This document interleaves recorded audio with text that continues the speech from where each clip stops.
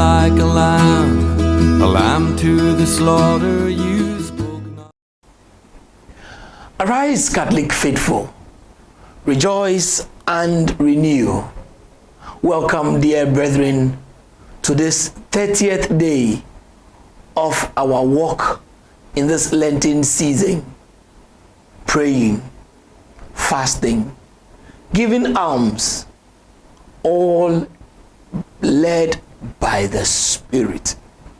Without the Spirit, without being led by the Spirit, we end up like pagans who also have rituals like us, but at the end, theirs are mute idols.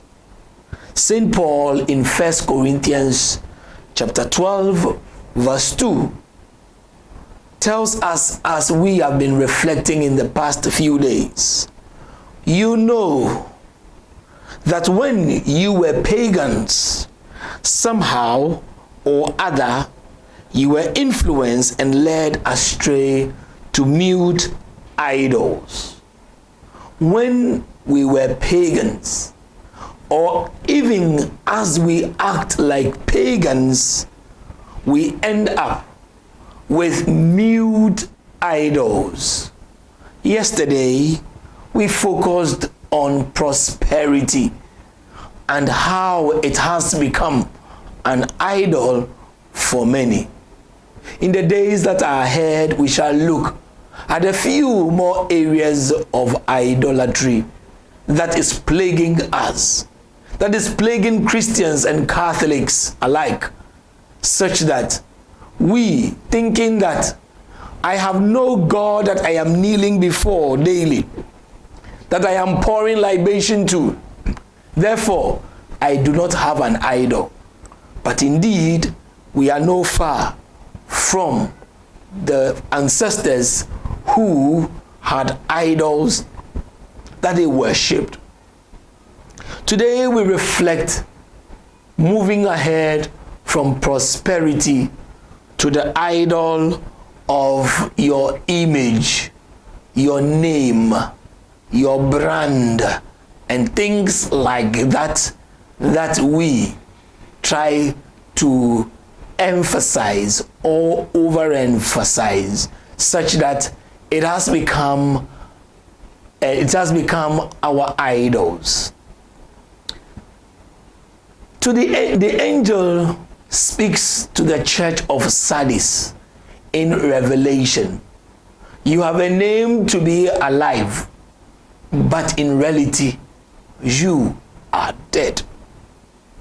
Today, many of us pride ourselves by the church that we attend, by the job, the name of the company that you are associated with, by the society which you join, the kind of uniform that you wear.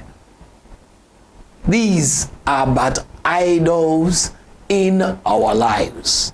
A name, an image. People tout themselves as persons who are, yes, I am Catholic, I am this, I am a communicant, and the like. But behind that, all that we see is rot. Rot that we are not ready to clean or cleanse. Dear friend, every one of us has a lot of sins, mistakes, rottenness in us. It is not good to fall and say, this is where I am. But day by day, we should be seen to be confessing and getting better. Now, the idol for today is a name. The idol for today is the image.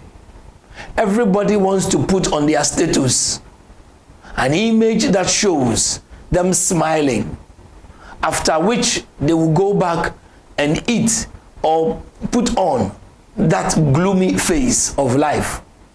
Why go to the studio, put on all those cosmetic dresses, pawns, and the like, to deceive the world that you seem to be beautiful, when after the close of the day, you remove all those, and then you are just ordinary.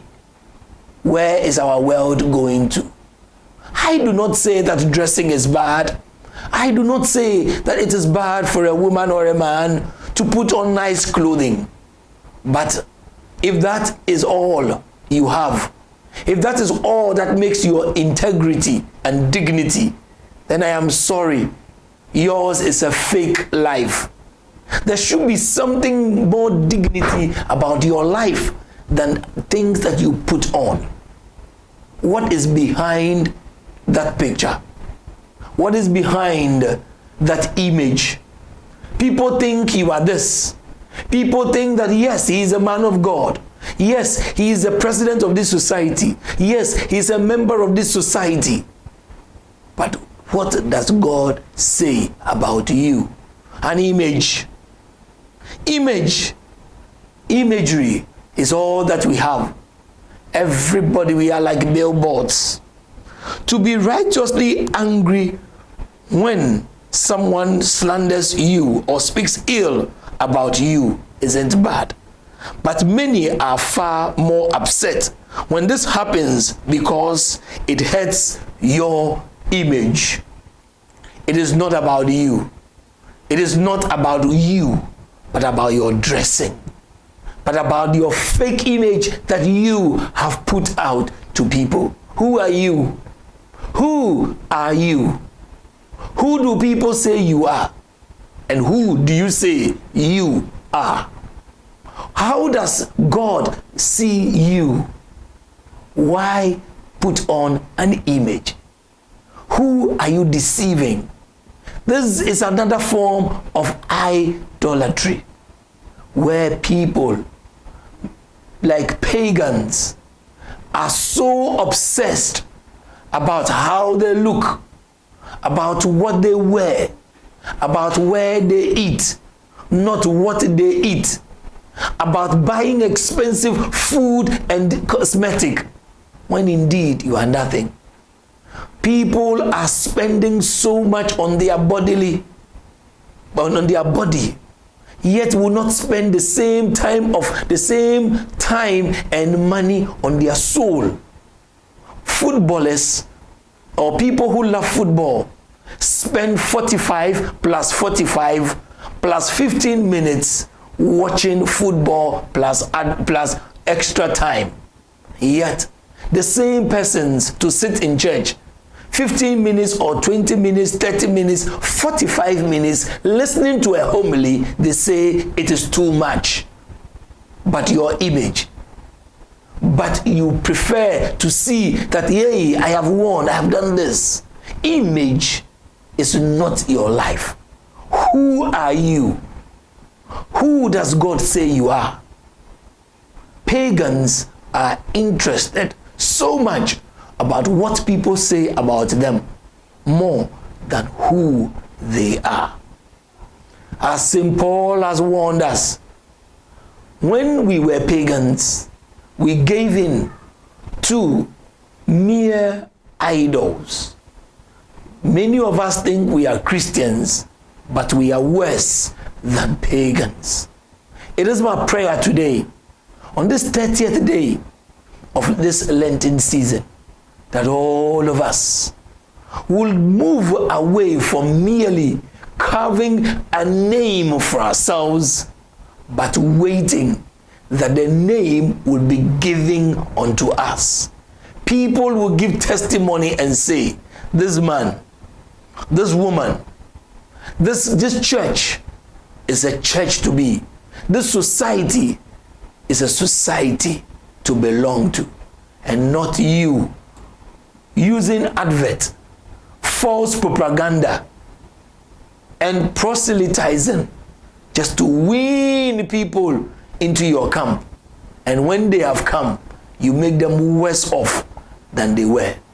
I have known certain people who were better off before they joined certain societies and associations and friendships and things like that.